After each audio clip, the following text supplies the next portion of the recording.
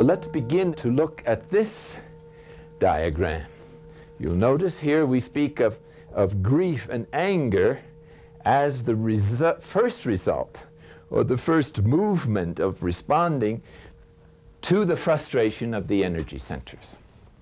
And then that grief and anger breaks down into certain more complicated responses, depending on our temperament, personal history, and cultural conditioning. So let's take a look at grief. Now, grief is that emotion that responds with sorrow when what we want is taken away from us. Now, if you want security and something happens that fouls up your symbol of security, like losing $1 million on the New York Stock Exchange, grief instantly arises.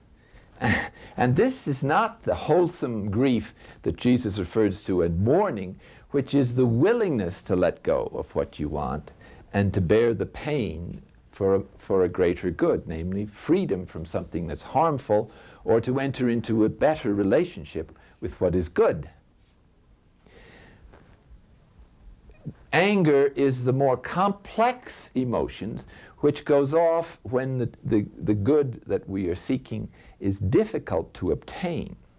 So some psychologists call this the emergency emotional responses. They're the simple responses of our emotional nature whenever we're confronted by a sensible, mental, or spiritual good, according to our perception.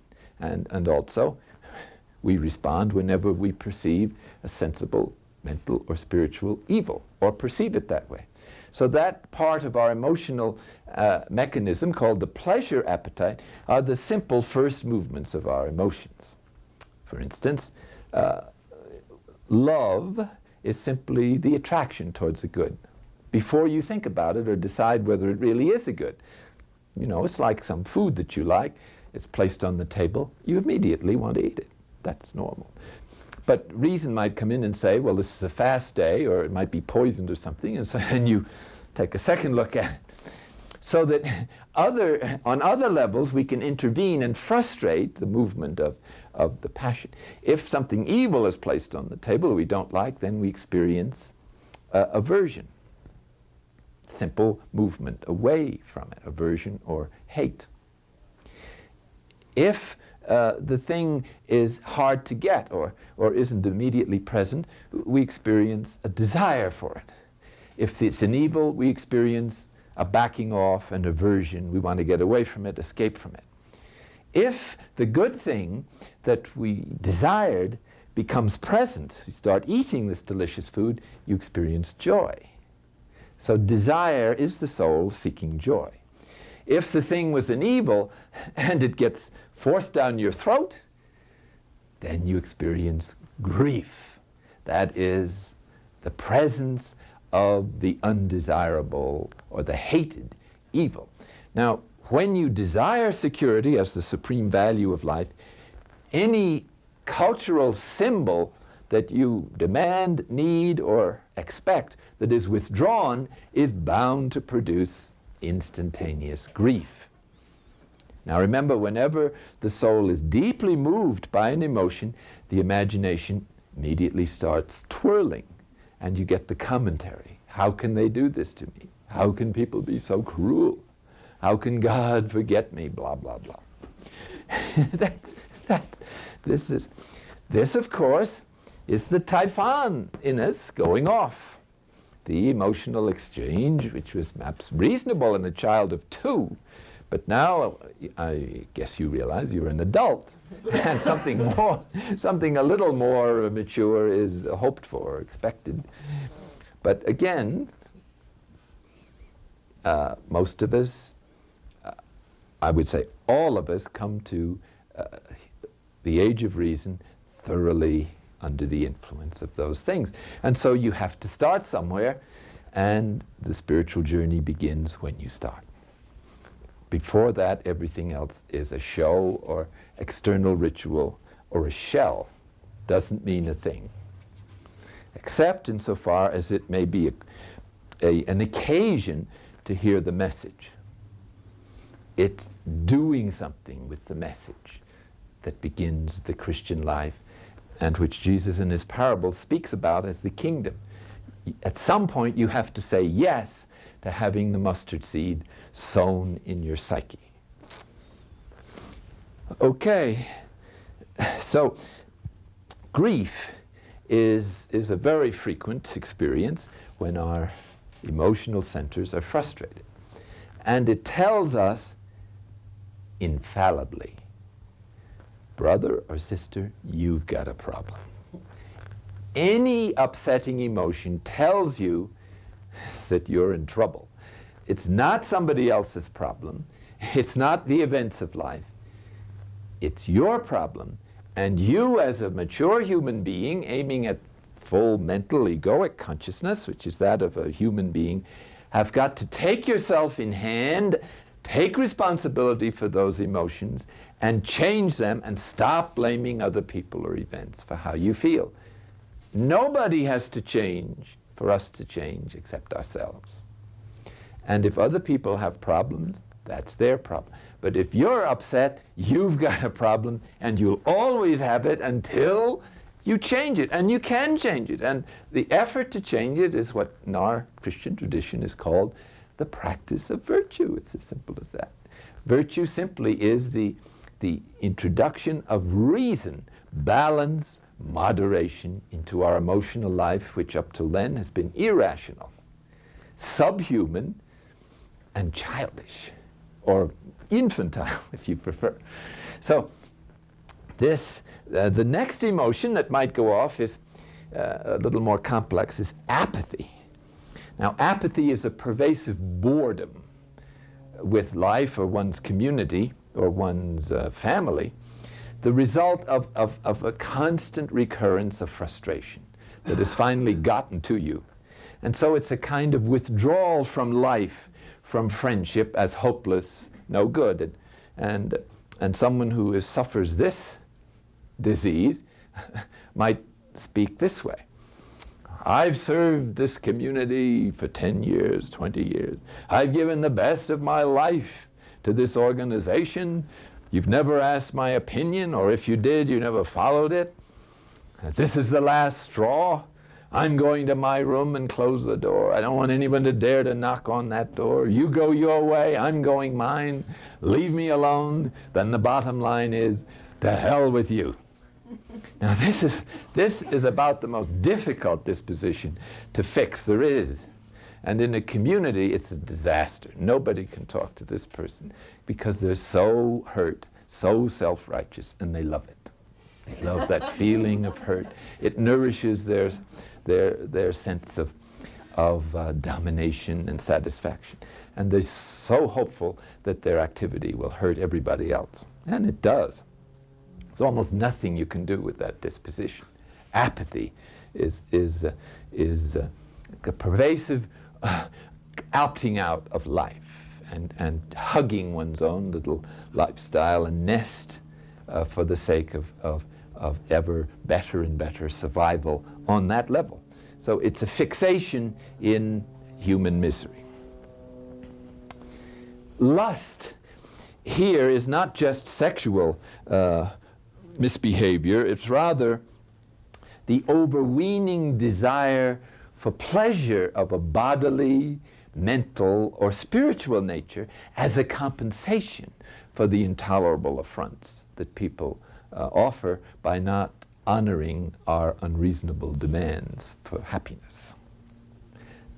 The nature, remember, of these energy centers is to ever increase unless we start changing them, and to become more subtle and more pervasive and more all-encompassing of our life on every level of our human faculties.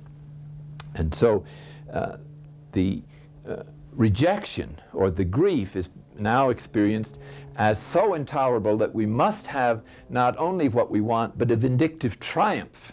That is to say, to see our enemies cut down before our eyes into pieces or something similar.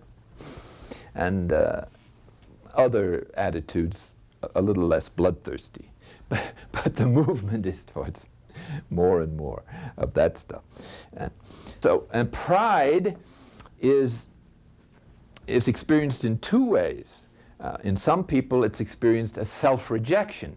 Now I must punish myself from not having measured up to my talents, my anticipated success in work. So instead of being angry at the other people for firing me unreasonably, I take it out on myself and say I'm no good, and so I adopt various self-destructive measures, which could include suicide in some people if it gets strong enough. I can't bear to see myself failing, and pride brings the judgment, neurotic pride of course, guilty. Not God. He's trying to save us from this nonsense.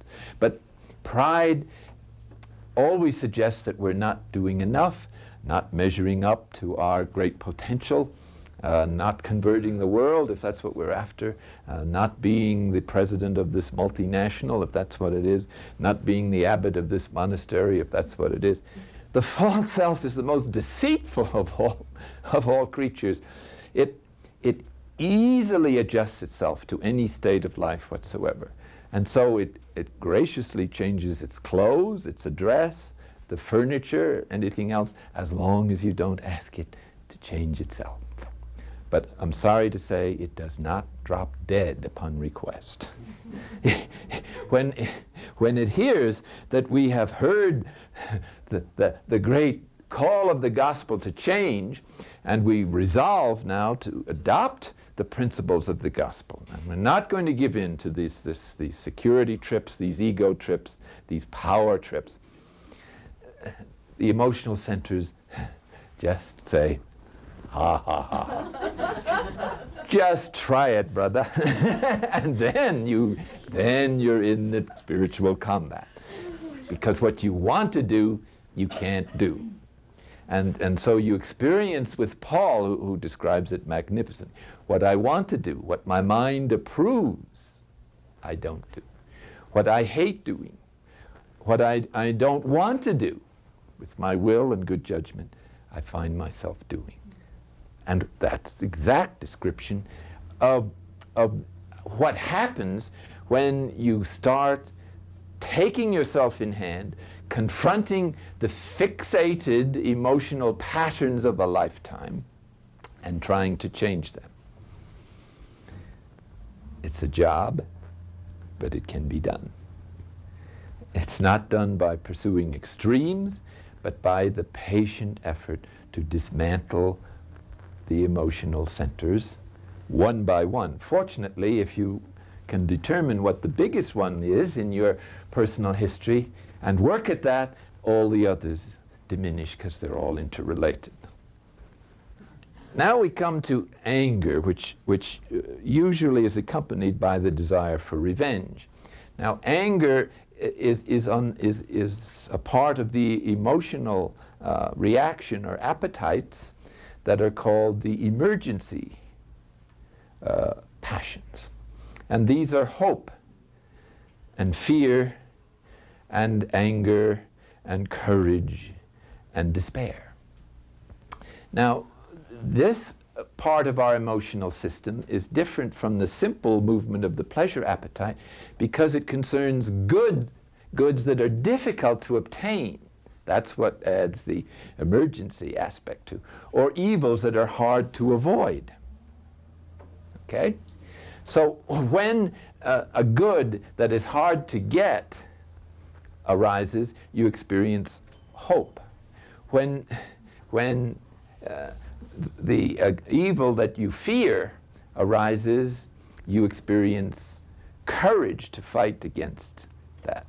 If the evil overtakes you, you may experience despair, discouragement, or finally you may experience the response of rage or anger, which is characteristic across the board of most of the frustration of the energy centers. You may also experience envy or jealousy